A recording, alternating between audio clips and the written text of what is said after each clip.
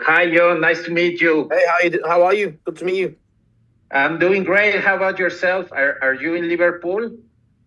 I live just about 10 minutes drive outside of the city. Okay, and how's the weather there now?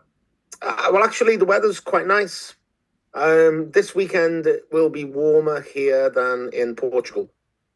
Oh, wow, wow. That's pretty cool because I haven't had the chance to go to Liverpool, but I've heard that it's and read that it's pretty. I don't want to say gray, but it's not that hot, right? Yeah, like all of the UK, it's we don't get the best summers, but we do get some sunshine, and this week it's been really nice. Yeah, for I sure. have shorts on right now, I've got a cut off t-shirt underneath this hoodie, so it definitely does get warm. Okay, that's cool. One layer is all you need, and that's a win. Yeah, that's true. Yeah, it's been a nice week, but yeah, you are right. We've got a lot of rain here, which is a bit depressing. And speaking of, like, I always had this thought of my mind, and I would like to ask you, how much of an influence does weather have in how you write music for Uh, Conan? well, because of the rain, we write indoors a lot, but no, seriously, I don't think it affects too much actually. Honestly, oh well, I think what affects our music really is just being influenced by other bands who've gone before us, and Okay, cool. and like subject matter and things like that, and cool movies and stuff like that. I don't. Our weather's not that bad that it makes me write doom metal. That would be cool though if it did. Yeah, like I said, I had the chance to live in Canada for like 5 years, so I kind of know how the weather affects people, especially emotionally. So I always wonder, like bands that come from Europe, especially from places that don't have much light, how much that has of an influence in their music, right? Like Yeah, especially places like Sweden, like you get great music, but also really dark music coming that's from true. Nordic Well, if places. it's true, and if you listen to some of the bands from Finland, for example, um, apart from maybe Reverend Bazaar, I mean they're heavy enough already, aren't they? Really, but the some of the most depressive music I've ever heard has come from Finland. Yes, Yeah, yes, some of those super dark black metal bands or doom metal bands are the Finnish, and I mean it's a beautiful country, but the music from there can be super intense. yes. I have to agree with you, Yeah, 100%. I have a friend from Finland, and he's like, "Yeah, man, this is like I get in my room and all I do is play guitar, write music. That's yeah, pretty much it." yeah, and just it has one of the highest suicide rates in the world. I mean that isn't something to make fun of, but it is something to find interesting and link it to the music. There must be something about that country which makes those two things real. High suicide rates, super depressive music. Maybe it's something to do with the country itself, but I don't think the same thing applies to here for sure. Certainly Mm. not for me. Not for me. Yeah, that's yeah. I agree with you. It's the same. I think Korea has like the number one country when it comes to depression and suicide. But I don't think Korea is that. They have some light at least, but I wonder, like, is there a reason? I guess society and how they run their country, right? But Yeah. yeah, it's interesting. Speaking of like new music, I listened to the new two singles, if I'm not mistaken, or for your new album, and I wonder, like, you've been doing Conan for over 20 years. What is the most challenging thing for you to work on new music, especially when the music tends to be on the slow side of rhythm? Yeah. I think the important thing is to um, not to get too stressed about writing the same stuff over and over and over. I think Mm, I think a lot of bands tend to sound similar from album to album, a little bit too much. Where I think with us, we prefer to change things up with each release. We don't change a lot, but I think we change enough to make things interesting.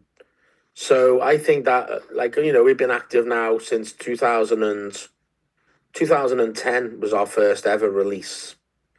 Our first demos were recorded early 2007. So you're right, yeah, it is, pretty much 20 years. And I think to keep things interesting, you've just got to try and vary things as you go along and try and introduce new elements. But also, don't forget, you've got fans who will expect you to sound a bit like the Conan that they know and love.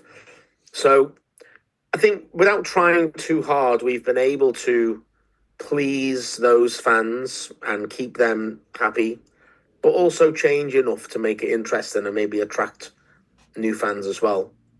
And that's part of the difficulty in writing music and releasing music relatively often. We try and release an album every 2 or 3 years, and it's always been that way with us. So if you're going to do that, you have to sort of release the music the right way. You can't change too much, but you can't change too little. You just got to find the right level. And I guess I think we've pretty much done that up to now. We've been able to manage it, which I'm quite proud of.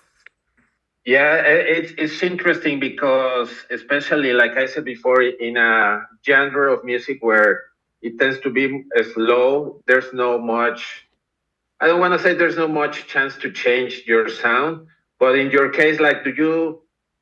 I mean, you talk about a little bit. You do it consciously, but do you sit down and think like, okay, for this new album, I want my guitar to sound this way, and maybe I can write a riff where I can use like a blast beat here or there, or what is your process in coming up with new ideas, with new sounds? We probably think about all of that a lot less than you can imagine. Because like we've released quite a few albums now. We do start off the album the writing process with those thoughts for sure. But then after like one rehearsal session, we just kind of, and also usually we wait until we've gotten into the studio, and then we'll do a lot of our writing as we're recording the drums, and we'll change things and make sections up then. So it's a bit of a mixture, really. But I think we definitely don't have a traditional writing process.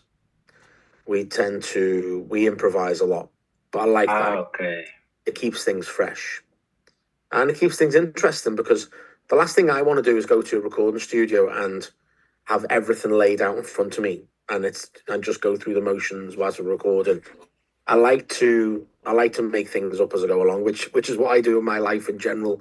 But I really want to be spontaneous with the music and just try and write something that comes to mind, get it on the album straight away. And that means that I can't overthink anything, because a lot of the music that we write is super simple, maybe some of the riffs are kind of dumb, but they work because they're played really loud and they sound cool. But I think if I had more time to think about it, I would probably change too much. And that would be a bad thing. So I like to improvise in the studio and record it and get it recorded and done. It's done then. I don't need to think about it anymore. Okay, so there's more improvisation in the studio rather than the rehearsing room? Yeah, because anything in the rehearsal room is just playing. When we get to the studio, that's when we really take it more seriously, and it's then really that we make like serious decisions on what is going to go on the album. And so far it works great. We always come up with cool stuff that we like at the time, get it on the album, and it's done. And we've been really happy with the last album. To our mind, sounds amazing. We love the songs. We love the riffs, and the recording is great that Chris has done with us. So, we're dead excited to see what people think of it. Right. It's a interesting approach to do that, because from bands that I have interviewed before, they always say, like, they try to go to. I'm not saying that you're not prepared, just to clarify, but Oh, yeah. but you know what I mean. Like, some bands are like, when we get to the studio, we have everything in our mind, and we just record, and maybe we change a little thing here and there. So it's interesting to see how you probably don't do it like that, but are more open to experiment in the studio. Does that give you more pressure, or do you work better under pressure of having like a limited time on the studio? Yeah, you're right. We do. We asked ourselves that exact same question when we did our last album. We acknowledged that we do work a lot better when we're under that kind of pressure. Interesting. I think it's much better to record like that, because you get something that's spontaneous and fresh. And I have fresh ideas come to me all the time, so I don't want to be like, have the songs written when I go to the studio, because I know for sure I'll want to change something about them. And that's always the truth, because that is what happens. I get to the studio and I'm like, oh no, let's get rid of that section altogether, and we do that right until the very wow. And we'll change this for this. So I don't want to write a song 6 months before we get into the studio, because I'll have changed it 6 times or 10 times by the time we get there. So I like that pressure of making me more efficient in my songwriting. So why would I take 6 months of writing a song or an album when I can do it in 1 week in the studio? That's my thought, and it always works. Wow, it's fascinating. Like I said before, it's fascinating to hear another or a different, rather, approach to recording and writing music. Does that happen the same with like your guitar sound, or are you open, like, okay, let's go to the studio and however I feel, that's the amp I'm gonna be using, the guitar, or are you ready with like a sound in your head? We pretty much have the same sound, but with a little bit of variety on each album. So I don't really give it too much thought, to be honest with you. Our producer, Chris, played bass in Conan for many years, so he understands what sounds cool for us. And a lot of the equipment that we use on the album will belong to Chris. Some of it will belong to me, and we'll use like a mixture of the two. So I don't tend to worry too much about my guitar sound.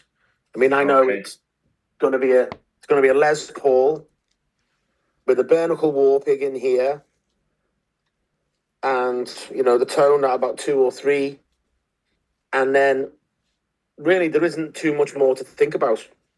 It will be into my regular fuzz pedal. It's called a fuzz throw, which a guy makes. The Dunwich amplification made it for me many years ago, and I've just used the same pedal ever since. It's just like it's kind of always been there. So the amplifiers might change a little bit, but generally speaking, I'll use the same amplifiers in the studio. Chris has got an old Matt amp there that I love to use. I've got a Sun Model T. I might use one of my own live amplifiers to get that kind of sound in there as well. So yeah, it's not something I have to worry about, fortunately. But it's been a long time. I got to this point just by changing things regularly. And then I started to realize, I don't need to change so much now because I'm happy with it. Right. So, at the moment, I'm totally happy with how things are. Yeah, why fix? What's that saying? Don't fix what is not broken. Or exactly. Like that. Yeah. In English, we would. What you said is correct. And in English, the way we say it is, if it's not broken, don't fix it. Yeah. The same saying. So what about? I'm curious about how you write your riffs. Is it more towards melody or towards rhythm? if it makes you maybe feel something in your body and makes your body move, or is it like, oh, I love this melody and I can sing to it? How do you approach your riff writing? And, in all honesty, when I'm writing a riffs, I imagine how a crowd would respond to it. Mm. Because if we got like a pit at one of our shows, it'll be at certain times in certain songs. So I kind of know which riffs, which types of riffs have the most impact. So I tend to write our music sort of with that in mind. And so far, on this new album in particular, we've got some really, in my opinion, really, really good riffs in there, which I think people are going to love when they get to hear it live. And the response to some of those songs already has been really good live. So yeah, it tends to be just, I imagine how it will affect other people. That's how I write. The melody really is not always so important until I get to do vocals, and then I tend to think more about the melody then. Okay, yeah. To be honest, I'm kind of like newish to the stoner doom genres. I'm more like I guess like hardcore punk, like the fast stuff, grindcore. So yeah. I mean, I'm curious, like how do they do it? Like, when do you know when a song is ready, especially when you repeat the same riff all over and over? Yep. Well, the truth is, you never really know when it's ready. You just kind of go with the feel of it.